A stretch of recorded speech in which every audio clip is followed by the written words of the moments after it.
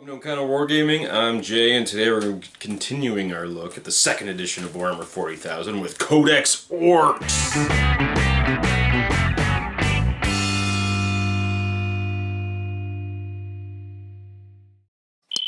Codex Orks. Ooh, I'm excited about this one for many reasons, actually, guys. First of all, this is the faction I started with when I first started playing this game back in 96, I think, something like that.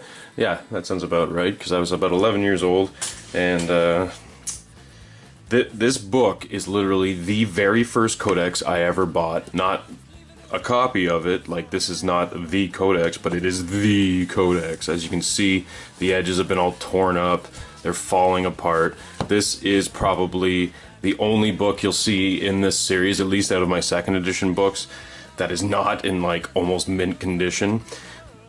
But this book has seen a lot of TLC. It's seen me through a lot of good times, especially in my preteen years. And basically this is a look back on my childhood. So for me, this is like the most exciting video in this series. For you guys, it may be a tough one, only because I've cut out all of the war gear cards and templates and things. I may have drawn on this book here or there. I haven't actually looked at it recently, which is why this is so exciting, because it's basically like this entire second ed series I've been doing has been a trip down memory lane. It's total nostalgia, and I hope it is for you guys too. But this book especially is like literal nostalgia. This is my entrance into Warhammer 40,000, and this was my first real look at the 40k universe. So this to me is like where it all started, and I gotta say, it's been a wild ride the last 20 years, but here we go. Let's open her up without further ado. So as usual, we've got the pictures of the miniatures. Looking cool, the old boar boys. Love it. They were the exact same plastic boars as the Warhammer Fantasy. They just had a different pewter guy you put on top. Excellent. With the standard plastic arms, plastic weapons. The old chainsword. We got some Death Company. So we got the Snake Bites versus the Death Company, and then over here we're, I guess we're looking at a mixture of 3 different clans actually. You got Death Skulls running the Grots, you got the Commandos, the Blood Axe all up front, Bad Moons all hanging out back here with the weapons. Makes perfect sense. A Snakebite Runt Herd, which is weird, and some Freebooters, which is awesome. I guess what appears to be Ulthwé, however you say it. Sweet. So the most important page, of course, all the publishing information. So this book came out in '94, so we're kind of keeping on par with the books that we've been doing so far. I may do these a little bit out of chronological order, guys, but I'm just basically doing them in the order they are on my bookshelf, to be honest with you. And we're going to take a look at some Xenos. Like, I want to show you guys the Orks today. We're going to show you the Eldar in the next one. Anyway, long story short, written by Jervis Johnson, which is interesting. So we're seeing quite a few different writers other than just like Rick Priestley and guys like that. Of course, artwork always by John Blanche and Wayne England. Mark Gibbons as well. So let's bust into it. Table of contents. Looking at all of the fluff behind the clans and the way Orc Society works, so like the Odd Boys, how they get through space, how their vehicles work, and so on and so forth. Explaining to you all the artillery. Of course, this is like your bestiary section, where you have the Orc units and then the Orc artillery. We've got an explanation of all the Orc war gear and then all of the basic units. And interesting to note, Ogrins are included as one of the Orc units, taken in their actual army list, not allied in, but taken in their actual army list, which is very interesting. And then here, of course, is the army list. So most of the book is the army list, of course, but they explain everything perfectly for you in the bestiary. Like I've explained to you before, that's sort of how the codexes were laid out, pretty much right up until like 7th, when they started changing everything to formations and stuff like that. But anyway, no, even in 7th they had the bestiary. Anyway, and at the end we've just got some, you know, Orc tactics and some. I'll show you guys some of the old glyphs and stuff, because they brought some of them over to the 3rd edition book, but they took a lot of them out, and we're going to look at why that is. So again, an awesome John Blanche art piece. That is so cool. So like I always say, I'm not going to go into all this fluff for you guys today. If you guys want to hear 40k fluff and how it's evolved over the years, please comment below, and maybe I can do like a little series on that and stuff. But in this series, we're just kind of showing you guys the books. I'm not going to go into all of the details. I just really want to show off the actual books themselves for all you bibliophiles out there that love the old stuff. Like I say, this to me is like a total trip down memory lane. Look at this artwork. It's just so cool. John Blanche's stuff is so grimdark and cartoony. I love it. Man. There we go, showing all the clans, standards that we're used to: Bad Moons, Death Skulls, Snakebites, Blood Axes, Goths, and Evil Sons. And the fluff has stayed the same. I mean, as far as the clans are concerned, the way it works nowadays is how it's always worked. The Orks were just a little more comical back in this edition. I mean, I understand they're still, to this day, the only real comic relief in the grim darkness of the far future, but they were extra comical back in these good old days. So explaining all the artillery, now Orks actually had various different artillery pieces, and they tried to bring that back a bit with the sort of 6th, 7th Orks with, they had the mech guns and then the big guns.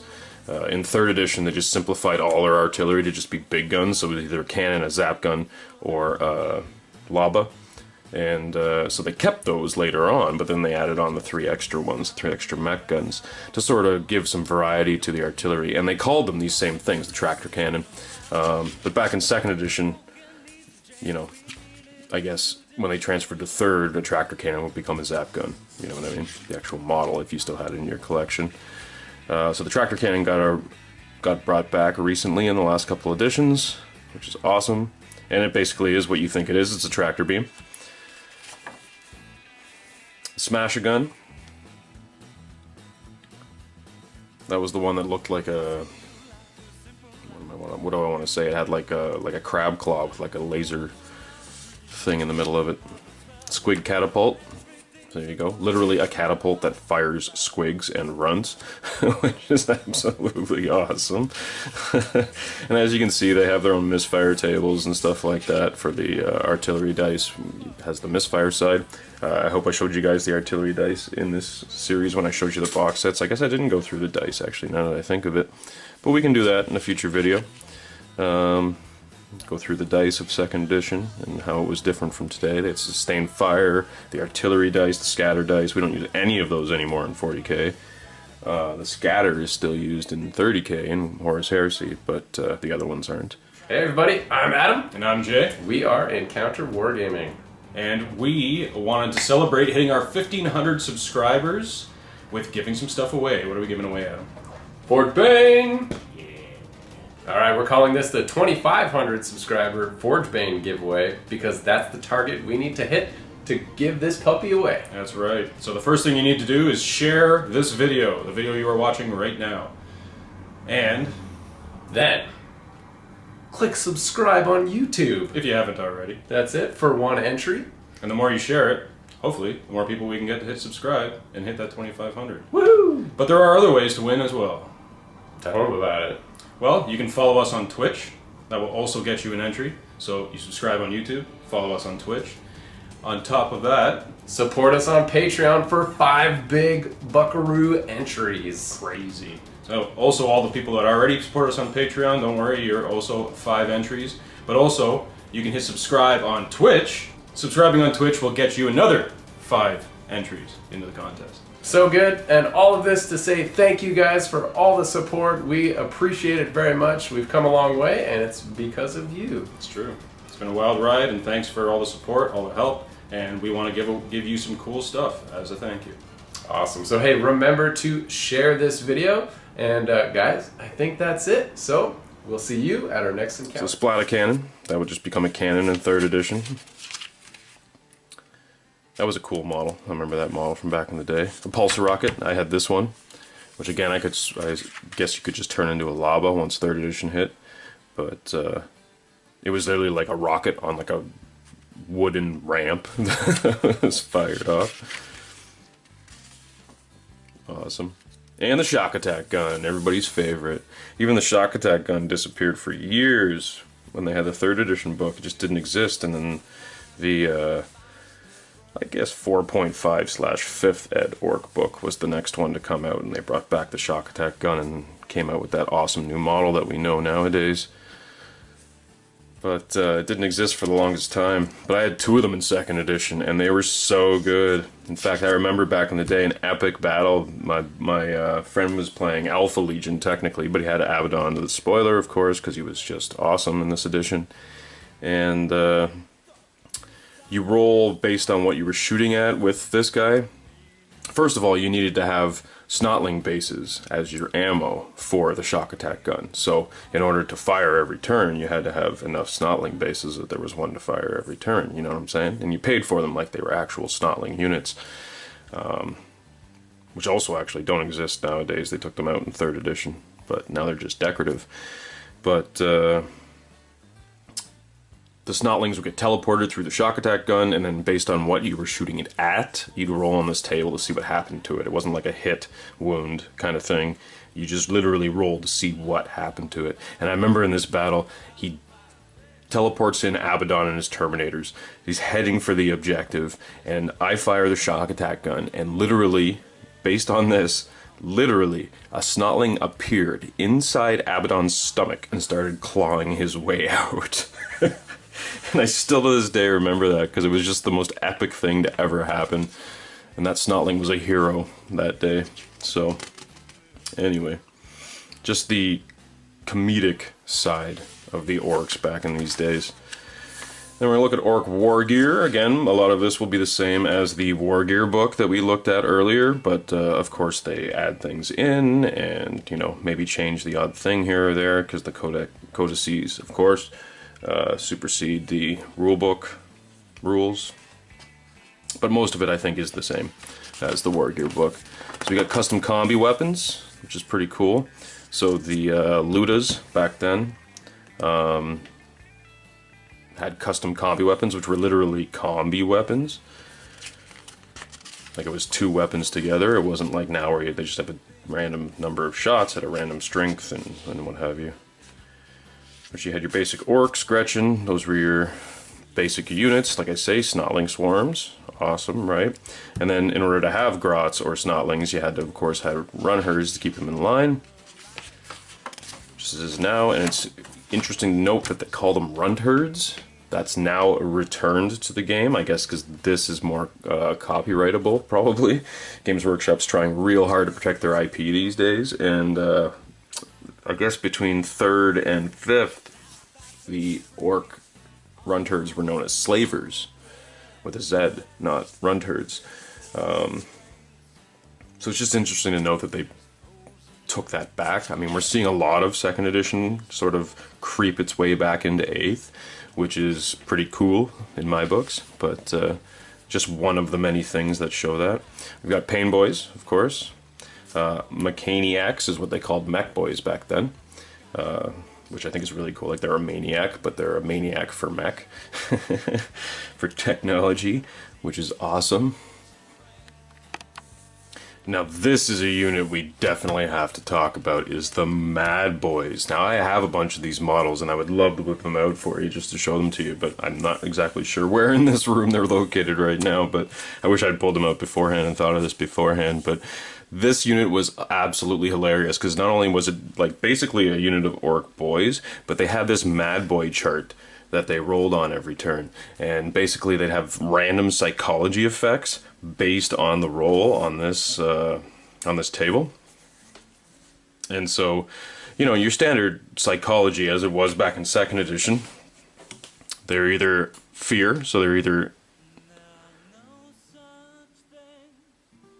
fears all enemies, yeah. So you roll a 1, they're basically scared of everything. On a 2, they're stupid, which means they suffer from stupidity. Of course, on a 3, hatred, so in combat they get the hatred ability.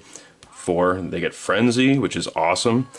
5 is just cool because it makes them immune to psychology, so if the enemy has things that are, you know, causing terror or what have you, this makes these guys really hard to break. And then, of course, 6, they get crazy, and they get basically +1 to a random characteristic, which is absolutely awesome. It either increases their movement, weapon skill, ballistic skill, strength, toughness, or attacks, which is wicked cool. And they just made for a lot of flavor. I mean, they took this out of the rules. I think in 3rd edition, they released a bunch of add-ons for the Orc Codex, because near when 4th was about to come out, in fact, they didn't even make a 4th edition Orc book. They made it at the end of 4, anticipating for 5, which is just sad. So we were stuck with the 3rd edition one forever, but they made these like extra PDFs that you could add on to the book, and one of them included a feral orc army list, which included a unit of mad boys, which was just wicked cool. This really brought them back for a minute and then got rid of them almost immediately, but this is the kind of stuff that Orcs had in 2nd edition that you just don't see in the game anymore. Just a nice random unit. Now we've got Weird Boys. This is something that needs to be talked about too, because back in 2nd edition they had minders to keep them in line, so you literally had to have like anywhere from 2 to 4 orcs just like hanging out with the Weird Boy, just to make sure he didn't freak out or like his head didn't explode or anything like that. And I think it was based on his mastery level, so it appears to me that a Weird Boy is a level 2 and a Warp Head is a level 4. And so, of course, you had to have 2 minders.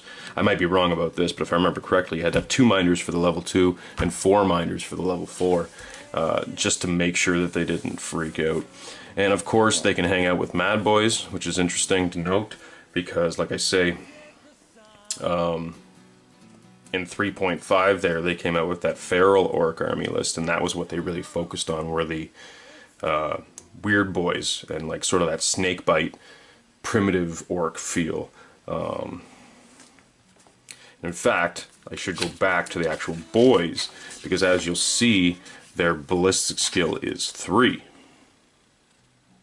So for those of you who played before 8th edition and you're looking back at this, that means they hit on a 4+, not a 5+, guys. And in fact, in that 3.5 add-on that I'm talking about, that feral orc army list, they made them hit on 4s, not on 5s, which is really interesting to note, because basically, I guess, orcs that live in the wild will spend their time hunting with bows and things like that, unlike orcs who are technologically inclined, and so they don't spend the time wasting on aim training, target practice, you know what I mean? They just literally take pot shots as they charge in there to crush some skulls. So it's just showing the difference in the evolution of the orcs. We got the Boar Boys, something also that was in that feral orc army list that they took away and we've never seen since. And Ogrins, something definitely we have to note, because abhumans quite often are mercenaries, at least in the fluff, and so it made perfect sense for Ogrins to side with the orcs, especially because the orcs value martial prowess and muscular strength as well as size over all, pretty much everything else, and Ogrins being the only humans that they could probably give any respect to, because they could probably squish an orc with, you know, with their palm, which orcs respect.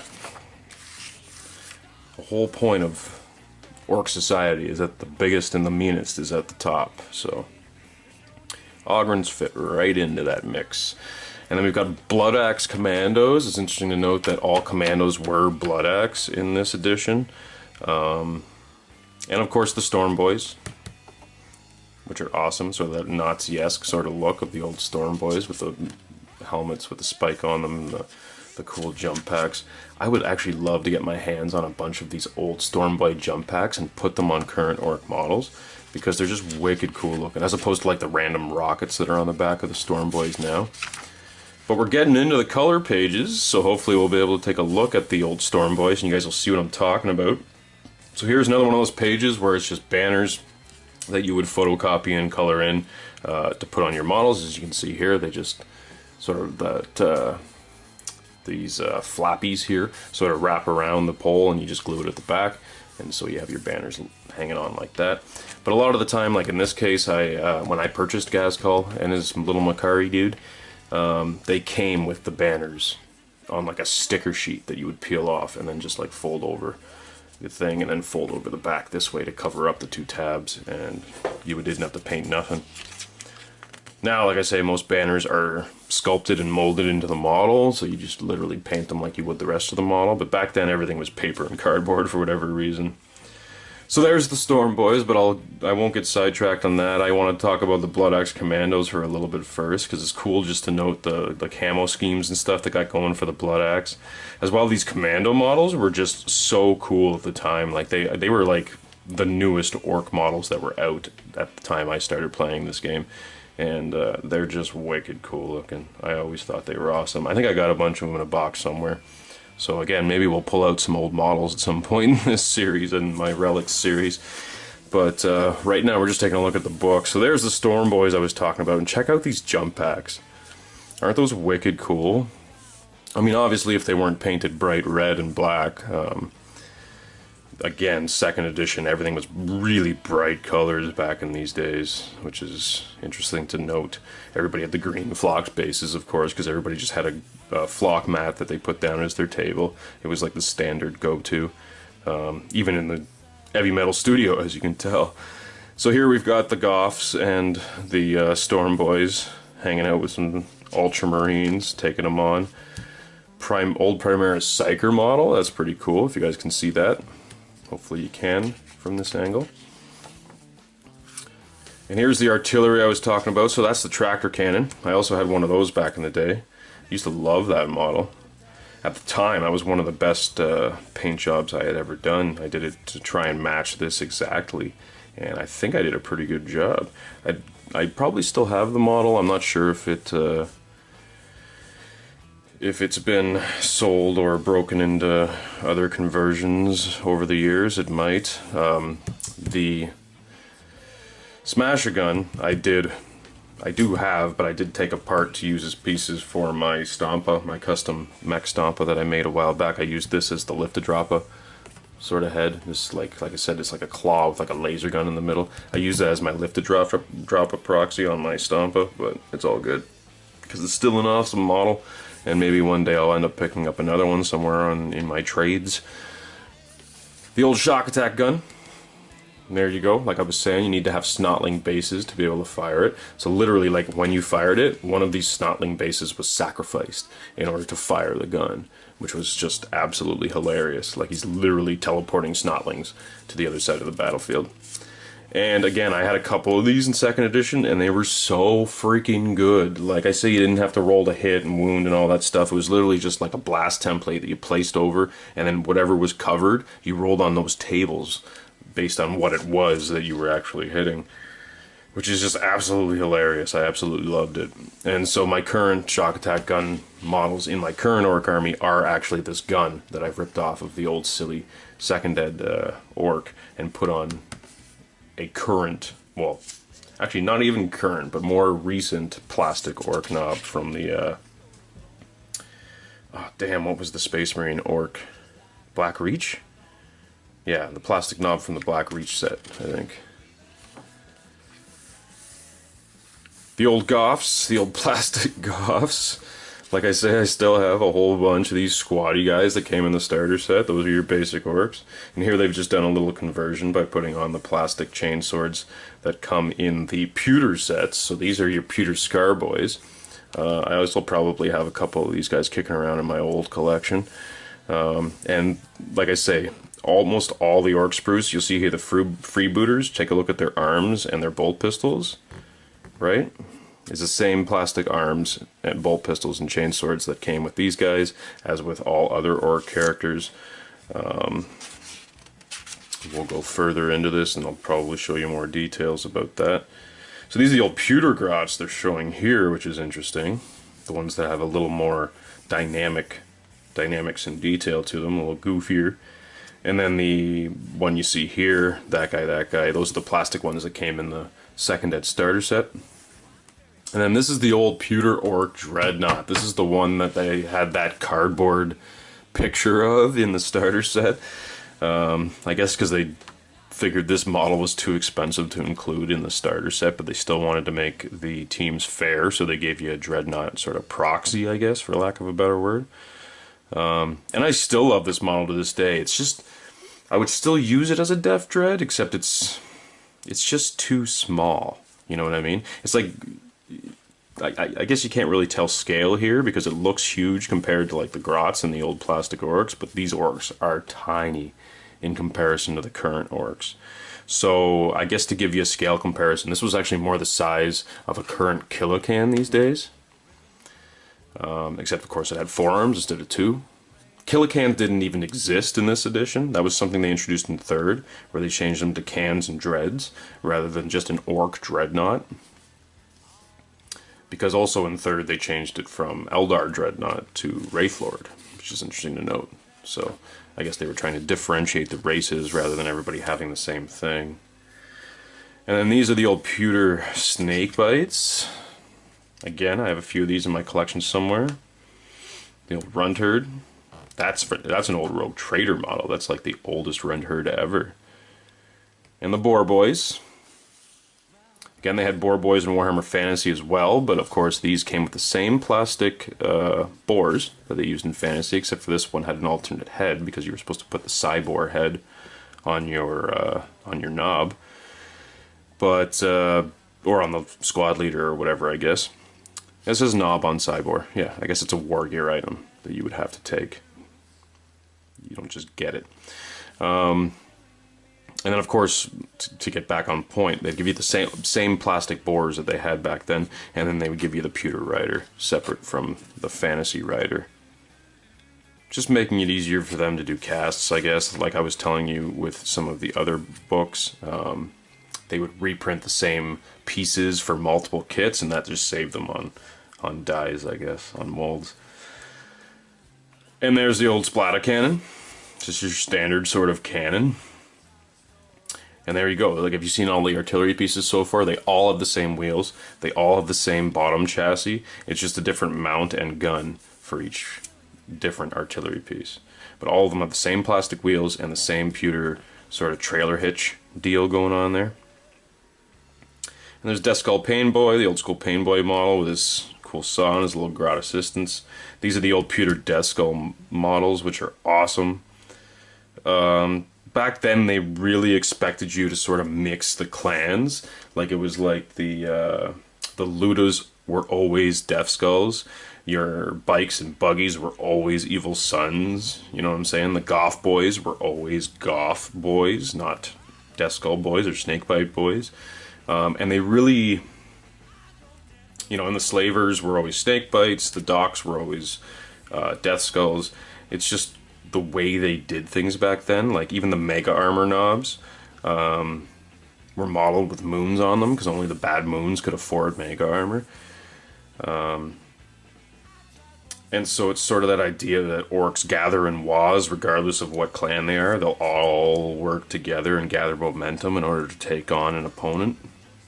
So they almost expected you to use different clans for different battlefield roles, as opposed to, like I say, in 3rd, 4th, they really just made orcs generic, and then the clan was just sort of what flavor you wanted to give your army. And everybody had access to all the same things. It didn't matter what clan you were part of. You could have Goth Ludas if you wanted to, but whatever. Anyway, as you can see here, there's 2 pages cut out, so that would be all my war gear cards and templates and stuff. And I believe I showed you guys all that in the War Gear card video, where I showed you the binders of all the strategy cards, War Gear cards, and all that stuff. As well, I did a, I guess, unboxing, for lack of a better word, of all of the data cards and and templates and all that kind of stuff. So that's all back in the playlist. So go back to the beginning of this playlist and watch all the other videos, or just keep watching after this video is over, and eventually you'll get there, because I've gone most recent to the oldest. In fact, we're going backwards in this playlist. But just keep watching, and eventually you'll see those. I'm sorry I can't show them to you today, but like I say, when I was a kid, I didn't think about photocopying them and cutting them out. I just cut them out. So whatever, shit happens, right? So now we're getting into the actual army list, which is awesome. So orc missions, we got the army, cool. That's a wicked cool piece. Captain Badrook. Flashgit. Cool. Pirate orcs, love it. Profiles, mobs, yeah, see, so you have to have 25% of your army mobs, you can have up to 50% characters, and up to 50% support. So it's basically the same composition as other armies. The war gear list. There you go, I've written in some other things that I've taken from other armies. We used to fool around a lot with different weapons and stuff. So obviously the ones that are written in pencil here are not actually included in the rules, but I added them in because we were silly when we were kids. And yeah, because why would an orc have a lasgun? I don't know. It's silliness. Alright, so now we're into the actual army list itself, and as you can see here, the same standard composition I was telling you about. In fact, I've realized when looking at the last few books that 50% support includes your allies too. So in the case of orcs, does it actually say their allies in this section at all? Limitations, heavy weapons, special characters. And it's just telling you here if they updated it with White Dwarf, you can add those models into your list. Anyway, moving on. So, our characters, we've got War Boss, your battle standard. So either that can be an orc with a standard for 50 points, or a grot with a standard for 35 points. Interesting to note. You have a little grot assistant carrying around the banner. We got the Big Boss, which is basically, I guess, a captain. Whereas the war boss is the lieutenant. So the war boss be giving orders to the big bosses who give orders to the knobs, and so on and so forth. They've done away with that sort of level of character, but like I say, back here, there was your basic trooper, and then there was your sergeant, and then there was the hero, and then there was the mighty hero, right? That's basically how they've done things for all of the races, and the stats go up accordingly. We've got a freebooter captain, which is basically just your standard big boss, but of course, freebooter clan, so he's got the extra freebooter rules. Blood Axe Captain, same thing. Drill Boss is actually a Stormboy Captain, which is pretty cool. Actually, now looking at his stat line, he is just a Stormboy Knob for 20 points, whereas your standard Knob is 13 points. So again, there wasn't really like knobs mobs and things like that back here, but you had to purchase your knob for your unit as part of characters, and then you could also purchase knobs as characters, just have them running around, right? So that would be your knobs mob, I guess, as it was translated into third and further on. Mechaniac, that's your mech boy. Pain boy, runt herd, weird boy, things we're used to. The weird boy warphead, interesting to note, 0 to 1. So you could have one level 4 in your army, and I guess as many level 2s as you could afford.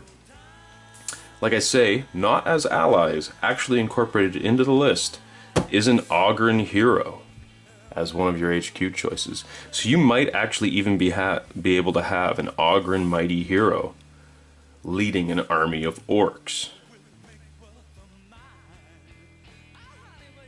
Army includes an Ogren mob, then it may be led by an Ogren leader. Most Ogrens are not that bright, but there are some who are quite intelligent, possess great natural cunning, naturally rise to the top, and are often found as leaders of Ogren mercenaries. Interesting. I guess they can still lead the orcs. It doesn't say they can't, right? So, wild. Again, like I was said before, orcs respect strength and cunning, and so I guess it kind of makes sense that a abhuman living in an orc society could rise to the top, could become the war boss. I mean, I guess it's totally possible as long as he can take on all the other orcs around him, and nobody can dispute him. He could totally lead. So it's pretty cool that they even brought that in there. Oh, I was wrong. There is knobs mobs, so those would be your units of knobs, and they count towards your mobs allowance. That's pretty cool. So again, I guess like the Ultramarines can have whole armies of Terminators, I guess it would totally make sense for the Orks to be able to have whole armies of Knobs. We've got your Blood Axe Commandos, so those, just as we know them today, the Infiltrating Orks. Freebooter Pirates, which are basically, I believe, just have better war gear options. Other than that, they're just normal Orks. Mad Boys we talked about. And like I say, now they've differentiated between Bad Moon Boys, Blood Axe Boys. There's your Storm Boys, which is interesting to note. But, yeah, here we go. Here's the others. Death Skulls, Goths, Snake Bites, and Evil Sons. And I believe the only major difference was that the Goths could take Scarboys, which were like somewhere between, there you go, the Scarboys right there. They were like sort of somewhere between a Knob and a Boy. You know what I mean? It was like that next level up. They were like veteran Orks, I guess, is the best way to look at it. Whereas the other mobs don't have that option. And they were just mixed in with the normal Goth Boys. They weren't like a special unit on their own. The Death Skulls, of course, there you go. Cost of 15 points. Yeah, any model may be given a combi weapon at a cost of 15 points, or may choose a heavy weapon from the war gear list. So you could literally have a mob of all heavy weapons, or like I say, they had combi weapons, which were like a melt-a-gun and a bolter put into the same weapon, right? Same way we know combi weapons nowadays. The Evil Sons, for example, they can only have one heavy weapon, just like the Goths, but they get extra assault weapons. Any boy may replace his bolt pistol with a bolter. Yep, that's the same as all the other guys. The Bad Moons get access to special weapons from the war gear list. Any model can be given special. You can have a whole unit of special weapons with 2 heavy weapons in the unit. The Blood Axe. Additional assault weapons and stick bombs. 1 heavy weapon in the unit. So it's just, so there you go. It just shows that they really just have different war gear options. Other than that, they're basically the same stat line. They're Orks. Snake Bites have the Warboar and Cyboar stats in there. So I guess any model, in addition, up to 1, may be given a special weapon. Anyway, my place is there. May be mounted on boars at a cost of 6 points per model, a Cyboar at 15 points per model. All models in the mob must be mounted if any of them are. Yeah, of course. Cool. So those are your boar boys, I guess, or you just purchase a unit of Snakebite boys and upgrade them to be riding boars. Same with the Death Skulls. You purchase a unit of Death Skull boys and give them all heavy weapons if you want to. So there you go. That's the coolness of that. And we've got Grot mobs and Snotling herds. So there's your Snotling swarms and Grots, basically. And then for allies, this is what I was looking for before. Orks will not normally ally with anybody except Orks. Blood Axes, however, will use captured or traded Imperial vehicles and support weapons. To represent this, an Ork army that includes at least 1 mob of Blood Axe boys may use vehicles and support weapons chosen from the Imperial Guard or Space Marine army lists. Ooh, a Leman Russ in an Ork army. Awesome. And for the points cost indicated in those lists, any Imperial items that are taken must be painted in Blood Axe colors and are considered to have Ork crews. In addition, any targeters normally fitted to weapons are not included in the versions used by Orks, because why are they going to use targeters, right? They're not going to take their time to aim, they just take pot shots, man. And there you go, Ogryn mobs. So even though it is included in support, it does not count towards your allies' allowance. It is not an Imperial Guard allied unit in, but you can have up to 1 in your army. I guess it's just to prevent you from making whole armies of Ogryns. The Dreadnought, we've already discussed in fine detail. And then you've got all your artillery here. So those are all those crazy artillery pieces I showed you. The Pulsar Rocket, the Smasher Gun, the Splatter Cannon, the Catapult, and the Tractor Cannon. And then we've got rules for the Battle Wagon. That was an awesome model. In fact, I think it still worked that way in this edition. That was a large vehicle to carry the whole fighting mobs. It actually doesn't say how many models you can carry here. But if I remember correctly, if you could fit as many models You could carry as many models as you could fit onto the physical model itself. While moving the battle wagon, if any of the orcs fell off, they would literally take like a strength 4 hit or whatever. If they, like literally you're moving it and you accidentally knock one of them off, they count as falling off in the game, which is absolutely hilarious. We've got our buggies, which have an assortment of weapons. This is interesting to note too, that you could have a plasma cannon, a las cannon, a twin-linked autocannon, or a multi-melta. So you look at the current buggy model, which came out for Gorka Morka, and you look at the weapon on there, and even though most people consider it a flamethrower, it is actually a multi-melta, if you can believe it or not. If anybody picks up that kit, take a look at it, because it is super old. I know they should replace it, but take a look at that gun. It is a multi-melta. It is not a Scorcha, and it is definitely not a big shooter. In fact, it's worth noting that twin-linked heavy bolters isn't even included here. In fact, it should be... Oh, it comes with twin-linked heavy bolters. Sorry, my bad. So, the Wartrack model comes with the twin-linked heavy bolters, or you buy the Scorcha version, which comes with the Scorcha, right? But in this, a Scorcha is actually a different unit entry altogether. So it is a Wartrack, for all intents and purposes. It's all the same other rules. It's just, it only has the Scorcha on it, whereas these ones don't have the option for that. But they have a plethora of other options, like you just can't put a las cannon on a buggy anymore, although that would be wicked awesome, even though the orcs would never actually probably be able to hit anything with a las cannon. It's a total waste to put it in orc hands, but you could do it nonetheless. But remember, back here they hit on 4s, so they were just as good as humans at shooting. So the Scorch is just, obviously you can see it's the same points as a Wartrack, but it's just included separately, because of course it had a totally different data facts that you had to roll on. And a knobs bike, which is cool to note, because back then even a knobs bike was like a normal orc war bike with a knob standing on the back of it while another orc drove him around, which is interesting.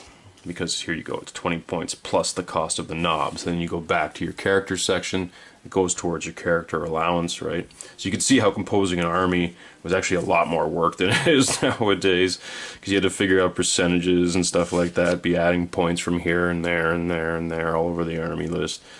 But hey, things have definitely gotten streamlined, but I still love looking back at this stuff. So now we're getting into the special characters. Some of these have survived, some of them haven't. So we've got Nazdrag Erdgrub, the Bad Moon Warlord. This guy actually didn't have a model for the longest time. And then they came out with him right before 3rd edition dropped, which totally pissed me off. I still have the model around. I believe I've converted him into an orc knob now, so he's a little bit different than he should be. But you can tell just by looking at the model that it's that weird sort of time between the goofiness of all the 2nd edition sculpts and the more Mad Maxy seriousness of the 3rd edition sculpts, which were the basis for the orc sculpts we see nowadays. And you can tell he's just at this sort of in between, because he is supposed to be wearing mega armor, but he's about the size of like your current knob in heavy armor.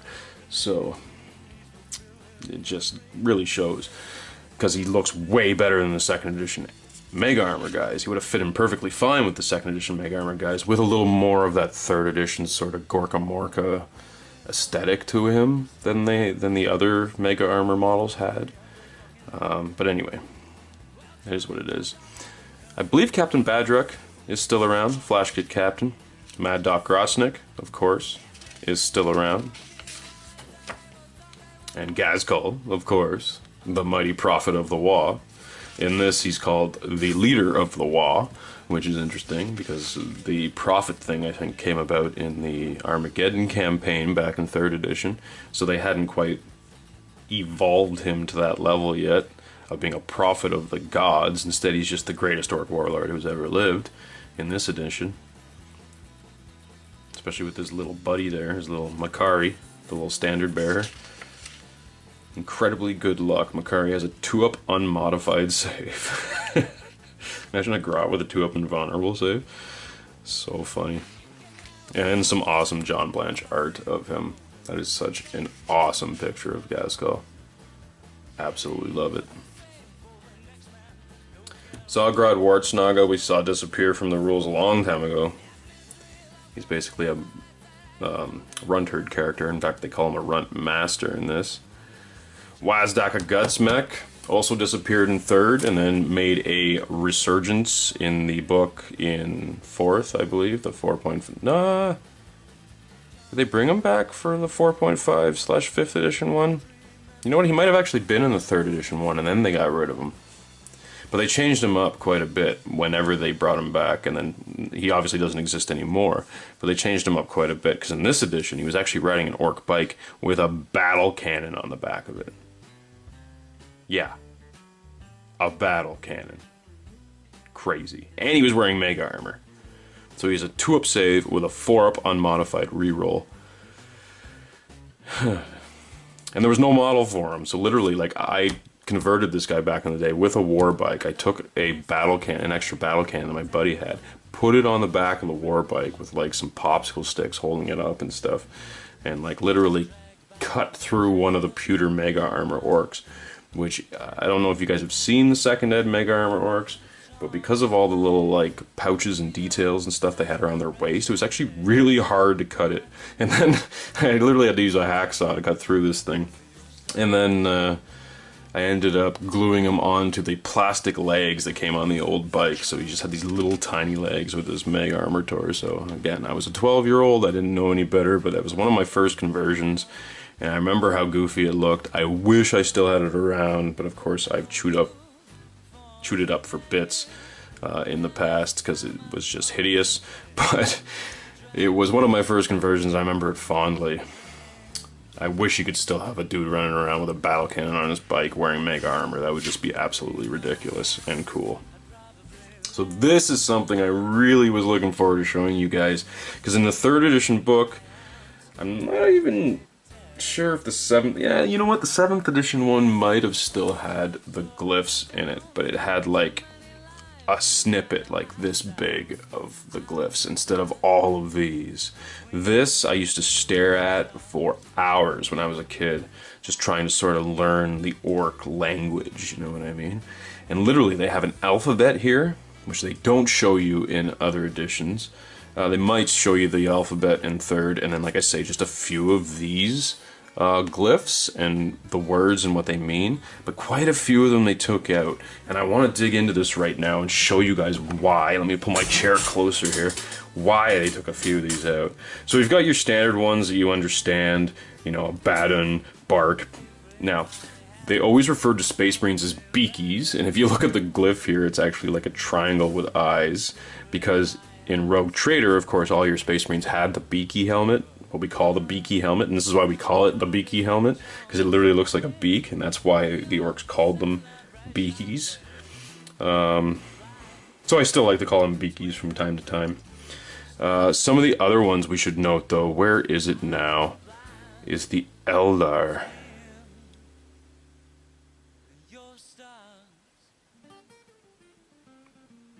Bug-Eye is alien or Tyranids. Stunties are the squats. Look at the glyph. It's actually a little beard. There it is. Look at the Eldar glyph. It looks like a little Eldar head, right? And what they call the Eldars. Pansy. The orc word for Eldar is literally pansy. That one didn't make it into the 3rd edition book. And in fact, there's another one I remember. Oh, this one here. The command one really looks like a swastika, which is interesting. Nar, command. Tracta, literally a magnet, hilarious. Goth Rock, it's a guitar.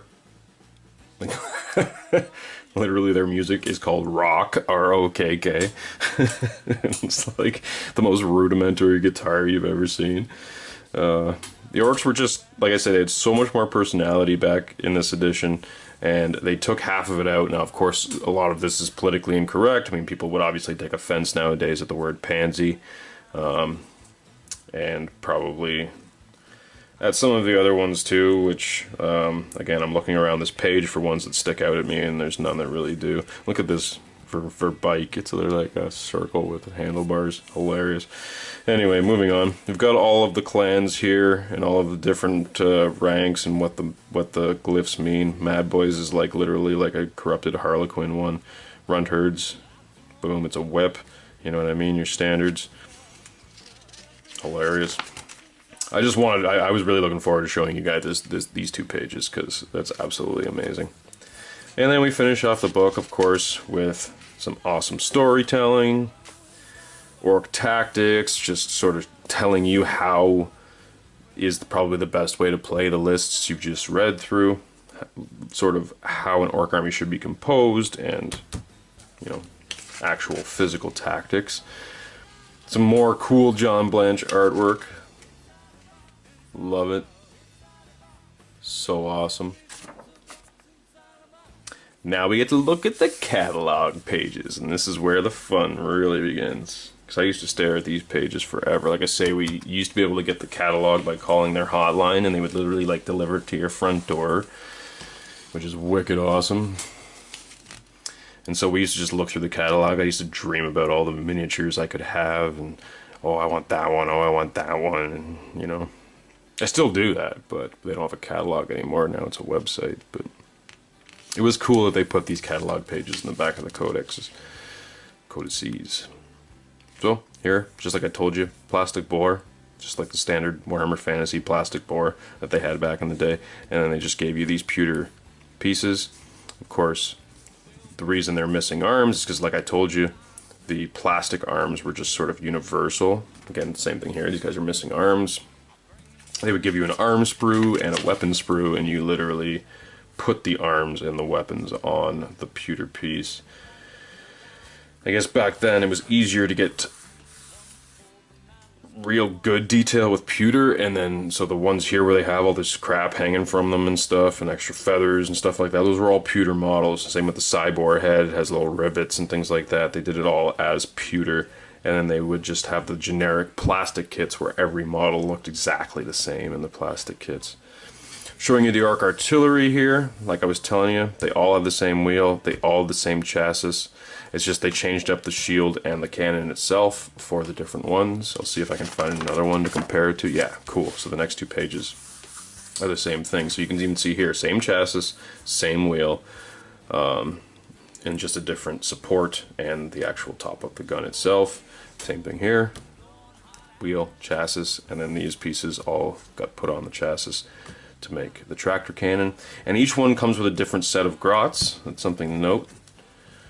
The old pewter grots, which I still think are awesome, and I would love to get my hands on even just the grots themselves to put throughout my current orc army, because they're just so wicked cool. The dreadnought, showing you here how it goes together, of course, just like it has on all the other books, showing the pewter dreadnoughts. I really dig this model. Maybe because it reminds me of my childhood, but I really dig this model. I'd love to get my hands on a couple of them nowadays. Sadly, I never purchased one when I was a child. I only had a couple of the cardboard cutouts, and my friends were totally cool with me using those. The pewter scar boys, like I was saying, they're sort of like your Goth veterans. Actually, these are knobs up here, which is interesting. Like cool power axe.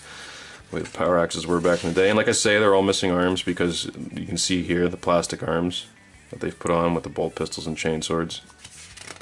And yes, they were bolt pistols. They weren't sluggas. They had bolt pistols back then.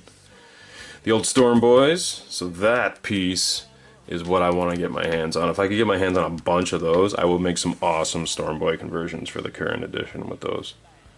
So anybody out there, you got a beat on a, maybe 10 or 20 of these things, leave a comment. Hit encounterwargaming@gmail.com. Let me know where these are, because I want them. And we got the Blood Axe Commandos. Like I say, I still got a bunch of these guys kicking around, and maybe in the future I'll pull them out for you. I think I have Wartsnaga as well. I know I have Gazgul in my collection somewhere, because I used to use him as a normal war boss, not as Gazgul, even though Gazgul was awesome back then. I still used him as a normal war boss. And he was wearing mega armor, if you can believe it. Look how tiny this model is. Like, that's true size. these catalog pages, they showed you the real size of the model, so I'll just grab a Space Marine here. I'll grab Jim Bob, who I use for my terrain stuff, just to compare. Look how small the model was. He was wearing mega armor. Crazy, right? And Macari, his little grot buddy, hanging out with him. See, so there you go. That's the arm sprue I was talking about, right there. And they give you a weapon sprue with it. This was the one that came with the heavy plasma gun and the power fist. And then on here you just had bolters, bolt pistols. There was like a standard plasma gun and a chainsword. And then these, of course, were the pewter grad models, giving you a variety. These, I believe, came out in Rogue Trader, and then they introduced these plastics in the second ed starter set. So you had all these plastic grots, which again, to this day, I think I have like, I probably have 120 or 150 of these freaking things kicking around somewhere. Because literally, like, everybody I knew had the starter set, and I literally just absorbed the orc sets from all of my friends. And I had a crap load of these squatty goth boys, and a crap load of these plastic grots. And I think I still got them in a box somewhere, so I'm gonna have to do some searching just to show you guys. And a final look at the colored pages of the games and how they used to be back then. I love looking at this stuff. They always finish with a nice picture. Look at the orc terrain and how it was back then, guys. These like sort of mud brick buildings. They don't even paint them as that civilized anymore in the rules. Like literally, they wouldn't be able to build something like that. Like orc buildings are just like a bunch of scrap metal thrown together in like a shanty town. Back here, they actually like made buildings for them. And the worst you're gonna get is like these rough cut wood beams at the top. Other than that, they're like all perfectly lined up. The windows are all straight. Hilarious. In this picture, we got a good mix of different clans. It's pretty cool. There you go. All the bad moons have all the heavy weapons up here. We got the snake bites all riding boars with the snake bite runt herd with all the grots. Right. We got the goths hanging out here with their artillery. Death Skull's up here, again with an artillery piece, and the Evil Sun's sort of blasting up, a couple of bikes, a couple of tracks, a Scorcher track. Cool. So I hope you guys enjoyed that look at the second ed Orc Codex. It was absolutely a blast from the past for me, a great trip down memory lane. This was my favorite one out of all of them, just because I've had this book since I was a little kid, and this was literally my introduction to Warhammer 40,000. So for me, this was a super special one. Next time, I will be showing you guys, we're continuing our look at the Xenos, and I'm going to be showing you guys Codex Eldar. So we're going to take a look at one of the other iconic 40k races. But for today, that's all I have to show you. So if you like this video, I would love it if you would hit that subscribe button. It'll tell you when all of our videos come out in the future, so you can check out all of our other stuff. We don't just do classic Hammer stuff, old Hammer stuff. We also do battle reports, we do hobby tutorials, and we're even on Twitch now. So head over to Twitch, check us out. Also, if you really like what we do, we would love it if you would jump on our Patreon campaign. We've got a lot of goals and a lot of things we want to do with this channel, and also it costs money to keep this thing going. So we want to thank the patrons who have jumped on already, and if you haven't yet, please check out the link in the description below to our Patreon. Everything's on the page there, and you get all kinds of bonuses for almost no money at all. Please check out the rest of this series, go to the playlist, check out all the other cool second ed stuff that I've done in the past if you like looking at the old school stuff, because I love looking at the old school stuff, and I love sharing it with you guys because I have so much of it here behind me. As you can see, I might as well share the love, right? So, hope you enjoyed that. Check out the Patreon, hit the subscribe button, and we'll see you at our next encounter.